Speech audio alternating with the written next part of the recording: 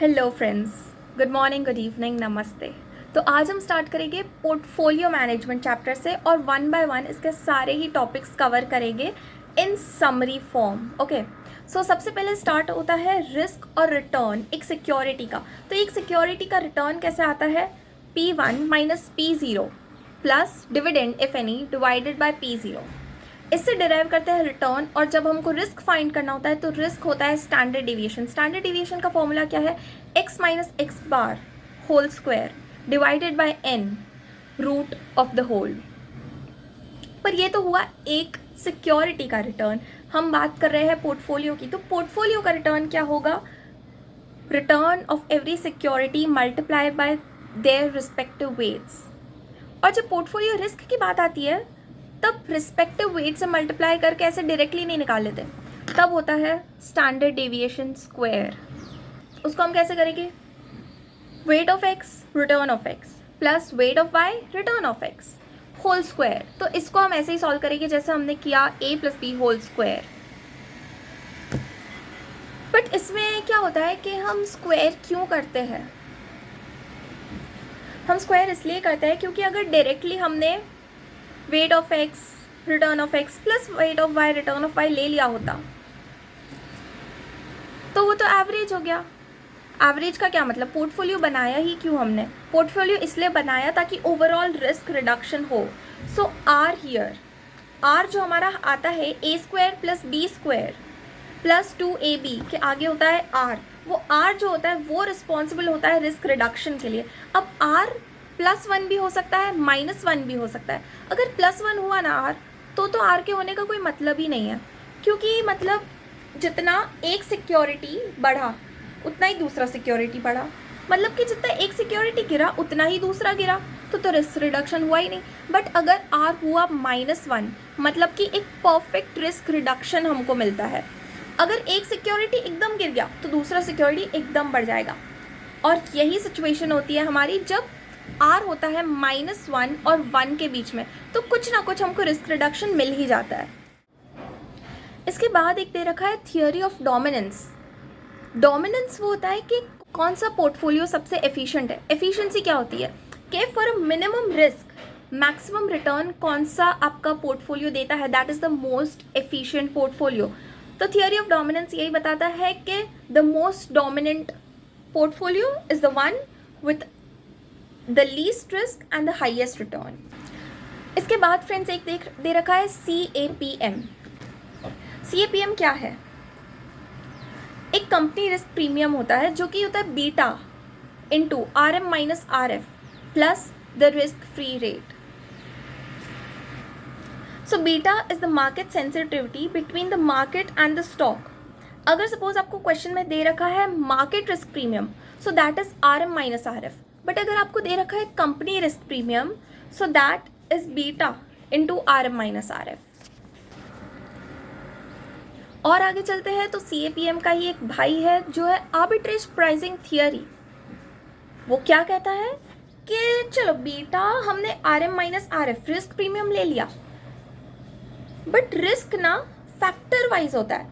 तो अपना जो आर्बिट्रेज प्राइसिंग थियरी है उसमें होता है फैक्टर रिस्क प्रीमियम्स और उन्हीं फैक्टर्स के होते हैं रिस्पेक्टिव बीटा। तो उसमें हम क्या करते हैं? Beta of the respective factor into the factor risk premium plus beta of another factor into another factor risk premium plus RF तो होता ही है। और आगे बढ़ने पे एक और टॉपिक आता है security market line. Security market line क्या होता है कि एक ग्राफिकल रिप्रेजेंटेशन है ऑफ CAPM। मतलब आपके y एक्सिस पे होगा रिटर्न और x एक्सिस पे होगा बीटा। तो इससे आपको पता चलता है कि आपने RM minus RF into beta plus RF करके जो लाइन बनाई वो हुआ आपका CAPM लाइन। पर अगर आपका एक्चुअल रिटर्न उससे कम है या ज़्यादा है, मतलब कि वो ग्राफिकल लाइन से ऊपर या नीचे आता है, तो उससे हमको पता चलता है कि अपना सिक्योरिटी ओवर वैल्यूड है या अंडर वैल्यूड। नेक्स्ट एक है कैपिटल मार्केट लाइन। अब कैपिटल मार्केट लाइन और सिक्योरिटी मार्केट लाइन में क्या फ़र्क है? Security market line is for one security while capital market line is for the whole portfolio. और कैपिटल मार्केट लाइन पे ना रिटर्न के साथ एक्स एक्सिस पे होता है स्टैंडर्ड डेविएशन, तो वो बताता है, हमको हेल्प करता है expected return of the portfolio calculate करने में। अब स्टैंडर्ड डेविएशन होता है टोटल रिस्क। स्टैंडर्ड डेविएशन मतलब कि टोटल रिस्क के होते हैं दो पार्ट, एक होता है सिस्टमैटिक रिस्क और एक होता है अनसिस्टमैटिक रिस्क। सिस्टमैटिक रिस्क क्या होता है? जो रिस्क मतलब कि जो स्टॉक का रिस्क आपके मार्केट से, आपकी इकोनॉमी से अफेक्ट होता है। और एक अनसिस्टमैटिक रिस्क होता है जो कंपनी, आप जिस कंपनी में इन्वेस्ट करते हो उससे अफेक्ट होता है। तो अब ये जो अनसिस्टमैटिक रिस्क है वो तो एलिमिनेट किया जाता है by diversification, but share holders के काम का होता है systematic risk, because this can not be diversified. तो हमको कैलकुलेट करना है सिस्टमैटिक रिस्क। अगर टोटल रिस्क है, टोटल रिस्क का फॉर्मूला है standard deviation of X square, तो सिस्टमैटिक रिस्क का फॉर्मूला है standard deviation of the market square into beta square. और जो अनसिस्टमैटिक रिस्क होता है वो होता है हमारा standard deviation minus the systematic risk, उसका जो बैलेंसिंग फिगर होता है वो आ जाता है अपना अनसिस्टमैटिक रिस्क। और याद रखें, इसका रूट कर देना जब आप टोटल रिस्क, सिस्टमैटिक रिस्क बता रहे हो। इसके बाद दिए गए हैं कुछ पोर्टफोलियो इवैल्यूएशन मेथड्स। अब वो पोर्टफोलियो इवैल्यूएशन मेथड्स में आता है जेनसन अल्फा। याद है हमने CAPM क्या था? अब CAPM तो as per RM minus RF into beta करके हमने निकाला, वो एक वैल्यू है, बट कंपनी की एक्सपेक्टेड रिटर्न वो तो कुछ अलग होगी ना। तो जो एक्सपेक्टेड रिटर्न है, एक्चुअल एक्सपेक्टेड रिटर्न है माइनस CAPM करके जो वैल्यू आता है पॉजिटिव या नेगेटिव, वो होता है अपना जेनसन्स अल्फा, जो बताता है कि सिक्योरिटी अंडर वैल्यूड है या ओवर वैल्यूड। नेक्स्ट एक है अपने पास Treynor's ratio. Treynor's ratio is the return of the stock minus the risk free rate, the rate of return that you're getting from the stock minus the risk free rate divided by beta. Beta is nothing but unsystematic risk. And उसके बाद जो आता है sharp ratio. Sharp ratio is the return from the stock minus the risk free return divided by standard deviation. Standard deviation is the total risk and beta is the unsystematic risk. इसका याद करने का एक तरीका है कि trainers ratio आप कैसे याद रखें। घर में मेहमान आते हैं, बच्चों को क्या बोला जाता है? बेटा ज़रा मेहमानों के लिए नाश्ते की ट्रे लेके जाओ। तो ट्रेनर्स रेशियो में आएगा बीटा और शार्प रेशियो में स्टैंडर्ड डेविएशन, S&S, सिंपल। अब हमने एक शार्प रेशियो निकाला, उससे हम फाइंड आउट कर सकेंगे कट ऑफ रेट। सपोज आपके पास मल्टीपल सिक्योरिटीज़ है और उन सब का आपने एक शार्प रेशियो निकाला, फिर आपको सोचना है कि आपका जो पोर्टफोलियो है वो पोर्टफोलियो में आप कौन से स्टॉक सिलेक्ट करो। तो वहाँ काम आता है आपका शार्प रेशियो। एक कट ऑफ का एक फॉर्मूला है, उस फॉर्मूला से आप निकालोगे कट ऑफ रेट। उस कट ऑफ रेट के ऊपर जो भी हमारे शार्प रेशियोज फॉल कर रहे हैं वो आ जाएंगे हमारे पोर्टफोलियो में। पोर्टफोलियो में सिलेक्ट हो गए, देन उसका वेट क्या देना, कौन से सिक्योरिटीज़ को कितना इन्वेस्ट करना, उसके लिए भी हमारे पास एक ये फॉर्मूला है। Now we also have something called portfolio rebalancing. अपने पोर्टफोलियो में इन्वेस्ट किया, आपके पास 3 ऑप्शन है, you buy and hold and second option is rebalancing. Rebalancing आप कैसे कर सकते हो? रीबैलेंसिंग कर सकते हो आप 2 तरीके से, कि एक आपने रेशियो डिसाइड किया कि सपोज ये है डेट, ये है आपकी इक्विटी, आपको दोनों में करना है 50-50, तो आप उनका कांस्टेंट रेशियो रखेंगे। सपोज इक्विटी का शेयर गिर के कम हो गया तो आप क्या करोगे, इक्वल रेशियो रखने के लिए डेट में से उतना ही अमाउंट निकालोगे और दोनों की वैल्यू इक्वल कर दोगे। वो है आपका कांस्टेंट रेशियो। ये रेशियो कुछ भी हो सकता है, वो रेशियो आपको मेंटेन करना है। And the next is constant proportion portfolio investment, CPPI। CPPI में क्या होता है, सपोज आपको एक अमाउंट इन्वेस्ट करनी है बट आपका टारगेट है कि एक फ्लोर दे रखा है, सपोज आपको 100 रुपीज़ इन्वेस्ट करना है बट 90 रुपीज़ आपका फ्लोर है कि 90 से नीचे आपकी इन्वेस्टमेंट वैल्यू जानी ही नहीं चाहिए। तो जो 90 माइनस 100 है ना, 10 का आपका क्वेश्चन आया, वो क्वेश्चन को आप मल्टीप्लाई करोगे इक्विटी मल्टीप्लायर से।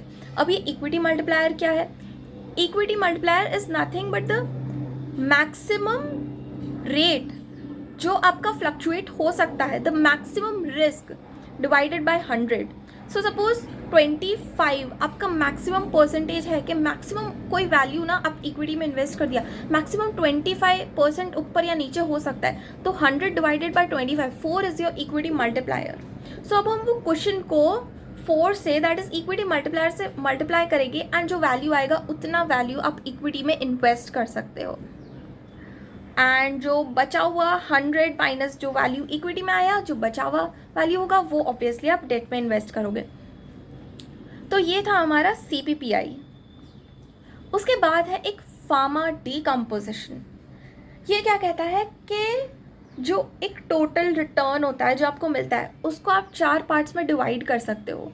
एक तो है रिस्क फ्री रेट, दूसरा है रिवॉर्ड फॉर सिस्टमैटिक रिटर्न, तीसरा है रिवॉर्ड फॉर अनसिस्टमैटिक रिटर्न, और जो बैलेंस बचा वो हुआ आपका रिवॉर्ड फॉर स्टॉक सिलेक्शन. अब ये systematic risk, unsystematic risk is the total of the risk. जो याद है हमने कैपिटल मार्केट लाइन किया था, उसमें जो standard deviation that is the total risk का जो फॉर्मूला था RM minus RF into risk of the portfolio divided by the risk of the market, वो है अपना या टोटल रिस्क. इस टोटल रिस्क में से माइनस करेंगे RM minus RF into beta, तो RM minus RF into beta है अपना सिस्टमैटिक रिस्क, और जो टोटल रिस्क में से सिस्टमैटिक रिस्क माइनस करके जो वैल्यू बचता है वो जी आया हमारा unsystematic risk. Actual return, total return में से इन तीनों ही कंपोनेंट्स को माइनस करके जो बचा वो हुआ हमारा रिवॉर्ड फॉर स्टॉक सिलेक्शन. ये पॉजिटिव भी हो सकता है, नेगेटिव भी हो सकता है. फिर एक है हमारे पास मिनिमम वेरिएंस फॉर्मूला. मतलब आपके पास एक पोर्टफोलियो है, उसमें सपोज 2 सिक्योरिटीज़ है, उन दोनों ही सिक्योरिटीज़ का बीच का कोरिलेशन आपको दे रखा है और स्टैंडर्ड डेविएशन दे रखा है. तो आपको वैसे वेट्स निकालने हैं कि आपको वो दोनों सिक्योरिटीज़ किस प्रपोर्शन में इन्वेस्ट करना है कि आपका रिस्क एकदम मिनिमाइज हो जाए. तो वो मिलता है हमको ये मिनिमम वेरिएंस फॉर्मूला के थ्रू. एंड एक हमारा थियोरी टॉपिक है efficient market hypothesis.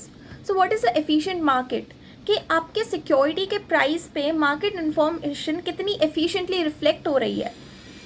If like suppose there are 3 types of market, weak market, semi strong market and the strong market. Weak market पे ना सिर्फ मार्केट इन्फॉर्मेशन होगी, statistical data होगा आपके पास, पब्लिक के पास. सेमी स्ट्रॉन्ग मार्केट पे आपके पास मार्केट इन्फॉर्मेशन होगी और पब्लिक इन्फॉर्मेशन होगी. बट एकदम स्ट्रॉन्ग जो मार्केट होगा ना, उसमें market information, public information and private information वो तीनों ही पब्लिक के पास होगी, और वो तीनों की ही वैल्यू आपके स्टॉक्स की वैल्यू पे रिफ्लेक्ट हो रही होगी.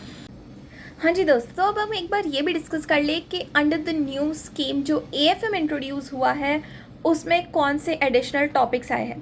तो एक ऑल्टरनेटिव इन्वेस्टमेंट स्ट्रैटेजीज़ का टॉपिक जो कि ऑलरेडी हमारे बुक में था, उसमें पहले सिर्फ 2 ही पॉइंट्स थे, रियल एस्टेट और डिस्ट्रेस सिक्योरिटीज़. उसमें एक नया पॉइंट आया है गोल्ड का, जो कि बताता है कि गोल्ड को आप किस किस फॉर्म में इन्वेस्ट कर सकते हो. तो 4 फॉर्म में, पहले एक गोल्ड बार्स में, गोल्ड के सॉवरिन गोल्ड बॉन्ड्स में, गोल्ड ETFs में और ई गोल्ड में. तो यही एक छोटा सा थियोरी एडिशन है हमारे न्यू सिलेबस में. और let me know in the comments below if you liked the video, if you want me to make more of such videos, and so that I get the motivation to keep doing. And thank you for watching.